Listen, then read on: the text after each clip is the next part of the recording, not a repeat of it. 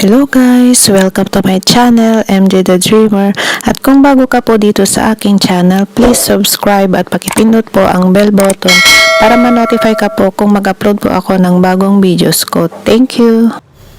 Magluluto ako ng chicken wings para sa dinner. So ang ginawa ko dito, hinati ko yung chicken wings na may buto. Yung pagitan ng ng buto niya doon ko hiniwa para mas madali. Hindi sila mahirapan pag kumain. Pag nahati na yung chicken wings, idagdag yung spring onion, yung white parts niya. Tapos luya na hiniwa. Magdagdag na rin ng ground pepper, asin, konting asin, tapos chicken powder. Kung ayaw nyong gumamit, okay lang din. Magdagdag din ng light sauce tsaka oyster sauce, especially yung yung wine. Importante po yung wine para matanggal yung yung lansa ng manok. Magdagdag pala ng starch, haluin tapos i-marinate ng 1 hour. Tapos ito yung yung ibang ingredients, shallot, bawang, sili tsaka spring onion. Kung ayaw nyong dagdagan ng sili, okay lang din. Pag mainit na yung kawali, maglagay ng konting mantika, tapos ilagay na yung chicken wings. Iprito hanggang mag golden brown.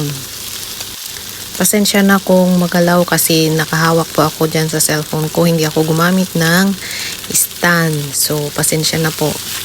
So, pag nag-brown na yung kabila, kailangan balik ta rin yung manok para both side ay mag golden brown. Yan. Kailangan halo-haloin nyo para hindi masunog kasi magdidikit yan kasi may starch. Nasa inyo rin kung gagayahin nyo yung ginawa ko na hinati ko yung chicken wings. Pwede ring buo pero hinati ko. Wala, nakita ko lang. Ginaya ko lang yung nakita ko kaya ganyan. Hinati ko. So halo-haloin gaya ng sabi ko, halo-haloin para hindi masunog yung manok.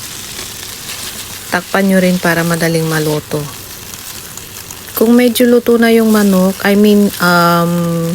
nearly done na maluto, hanguin nyo na po siya, tapos magdagdag ng mantika sa parehong kawali, igisa yung bawang, tapos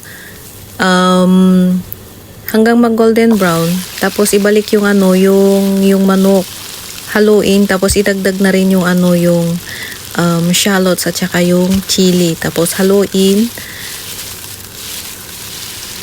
tapos takpan mga 3 to 5 minutes kasi madali lang itong maluto yung manok kasi natanggal nga yung kumbaga nahati, madali lang siyang lutuin. So halo-haloin lang, tapos pagluto na, lagay na sa serving plate, hanguin na, luto na. Nagtaka yung amo ko bakit hinati ko. Pero sabi niya, mas maganda daw, madaling maluto, mas madali nilang kagatin.